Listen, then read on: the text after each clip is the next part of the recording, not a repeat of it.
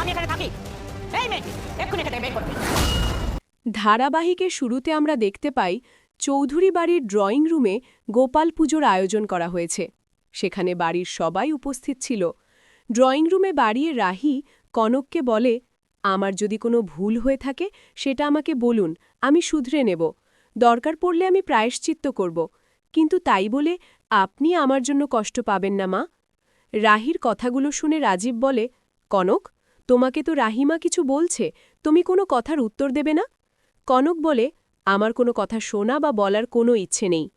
পরবর্তীতে রাহি কনকের কাছে যেতে হোঁচট খেয়ে পড়ে যায় এবং কনক হাইপার হয়ে রাইকে বলে, একটু দেখে চলতে পারো না? কোথায় লেগেছে? দেখি একটু সাবধানে তো চলবে। কনকের কথাগুলো শুনে রাহি কনকের দিকে তাকিয়ে থাকে। কিছুক্ষণ পরে সেখানে বড় পিসি ঠাম্মা চলে আসে এবং রাহিকে বলে, পুজোর কাজ করতে গিয়ে সবাই কি হাত মুখ ভেঙে পড়ে থাকবে? একটু দেখে চলাফেরা করবে না? এরপর রাহি উঠে দাঁড়ায় আর বলে, পিসি ঠাম্মা, আমার কোথাও লাগেনি, আমি সমস্ত কাজ করতে পারব। এদিকে কোনো কিছু না বলে মিটিমিটি হাসতে থাকে আর নিস্তব্ধ হয়ে দাঁড়িয়ে থাকে।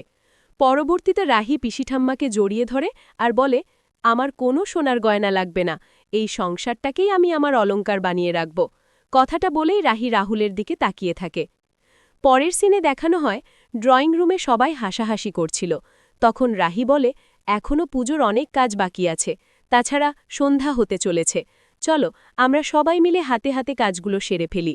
কথাটা বলেই সবাই পুজোর কাজ করতে লেগে যায়। অন্যদিকে আমরা দেখতে পাই তিতলি বাড়ি থেকে বেরিয়ে রাহুলদের বাড়ির সামনে এসে রাগান্বিত হয়ে বলে, আমি যেই ছেলেটাকে বিয়ে করতে চেয়েছিলাম, দিদিভাই তাকে বিয়ে করে এখন সুখের সংসার করবে। সেই সুখের সংসার আমি কিছুতেই করতে দেব না। তাছাড়া রাহুলকে আমার চাই। রাহুলকে একবার পেয়ে গেলে ওকে ভুলিয়ে ভালিয়ে বিদেশে যাওয়ার টিকিট হাত করে নেব।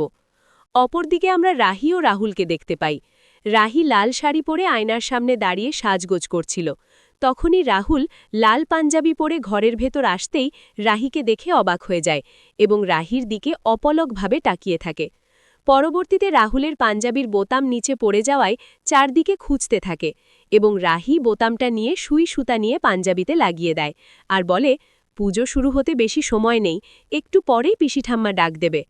অপরদিকে রাহি ও রাহুলকে একসাথে দেখে অনি ও মিমু দরজার আড়ারে দাঁড়িয়ে মিটিমিটি হাসতে থাকে।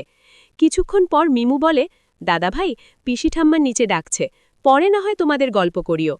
পরের দৃশ্যে আমরা ড্রয়িং রুমে দেখতে পাই ড্রয়িং রুমে গোপাল পুজোর আয়োজন করা হয়েছে। সেখানে বাড়ির চারদিক ফুল দিয়ে সাজানো হয় এবং সবাই সুন্দর করে সাজগোজ করে উপস্থিত হয়। সেখানে কিছুক্ষণ পরেই তাহির বাবার বাড়ির লোকজন চলে আসে। তখন বড় পিসি ঠাম্মা বলে, এই দেখো, বাড়ির সবাই চলে এসেছে, কিন্তু এখনও বড় নাত বৌমার নিচে নামল না। বড় পিসি ঠাম্মার কথা শুনে রাজীব বলে, আসলে একা হাতে পুজোর কাজ করেছে, তাই ওপরে একটু চেঞ্জ করতে গেছি, এখনই চলে আসবে। এদিকে সুজাতা মন্দিরা রাহির বাড়ির সবাইকে দেখে খুব খুশি হয় এবং সুজাতা মন্দিরাকে বলে, রাহি সংসারটা এমনভাবে থেকে গেলেই ভালো হয়। পরবর্তীতে রাহুল ও রাহি দুজনে একসাথে সিঁড়ি দিয়ে নামতেই ড্রয়িং রুমে উপস্থিত থাকা সবাই হাঁ করে তাকিয়ে থাকে এবং সুজাতা মন্দিরাকে বলে, রাহুল বাবা সবকিছু ভুলে গিয়ে রাহিকে মেনে নিলেই সংসারটার সুখে ভরে উঠবে, কিন্তু তিতলি মেয়েটাকে নিয়ে আবার একদম বিশ্বাস নেই, ও যখন তখন যে কোনো কিছু করে দিতে পারে।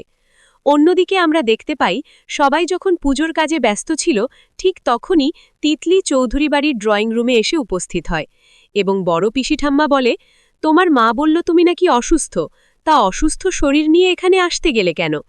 এদিকে তিতলি নিজের শরীরের ক্ষত জায়গাগুলো হাত পা নেড়ে দেখাতে থাকে। তখন বড় পিসি ঠাম্মা বলে, তোমার হাতে পায়ে এগুলো কিসের চোট? দেখে তো মনে হচ্ছে অনেক বড় চোট লেগেছে। এরপর রাহি তিতলিকে গিয়ে বলে, তিতলি, তোর এগুলো কি হয়েছে? তোর হাতে মুখে এগুলো কিসের দাগ? এমন হয়েছে কেন তোর হাতে পায়ে? তিতলি কিছু না বলে চুপচাপ দাঁড়িয়ে থাকে। এদিকে তিতলিকে দেখে তিতলির মা বাবা পরিবারের সবাই খুব ভয়ে নিস্তব্ধ হয়ে যায় এবং রাহির বাবা বলে, এই মেয়েটাকে আমার কোনোভাবেই বিশ্বাস হয় না, জানি না কখন কি কথা বলে ফেলবে, কিছু বলার আগেই এখান থেকে সরাতে হবে।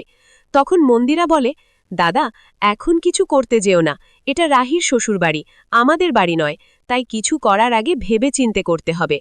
অন্যদিকে বড় পিসি ঠাম্মা তিতলিকে বলে, তুমি যেহেতু কষ্ট করে এতদূর এখানে এসেছ, সেহেতু গোপালের মুখ একবার দর্শন করো, তাহলে দেখবে খুব ভালো লাগবে।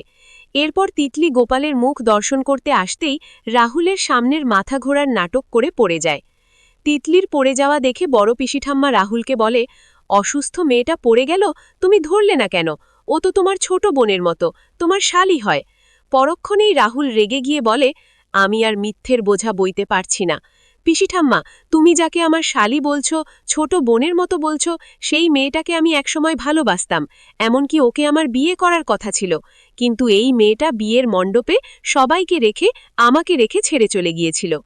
রাহুলের কথা শুনে বড় পিসিঠাম্মা খুব উত্তেজিত হয়ে পড়ে আর বলে, আমাকে এসব কথা এতদিন না বলে চেপে রেখেছ? বাড়িতে এত অনর্থক হচ্ছে, আমি এক্ষুনি বাড়ি থেকে চলে যাব। বড় পিসিঠাম্মার এমন রাগান্বিত মুখে সবাই জোড়াজোড়ি করতে থাকে এবং রাহির বাবা কিছু বলতে আসলেই পিসিঠাম্মা বলে, তোমাদের সাথে আমাদের সম্পর্ক রাখলে অনর্থক হবে, পাপ হবে, আমরা কিছুতেই তোমাদের সাথে সম্পর্ক রাখতে চাই না। বড় পিসিঠাম্মা রাহিকে বাড়ি থেকে বের করে দেওয়ার উপদেশ করে রাজীবকে। রাজীব বলে, তুমি রাগান্বিত হলো না, ওদের কোনো দোষ নেই, আমি জোর করে বিয়ে দিয়েছি, কারণ তখন সবাই পরিস্থিতির শিকার। সামান্য কথাটা ওরা ছোট বুঝতে পারছে, আর তুমি বড় হয়ে কেন বুঝতে পারছো না?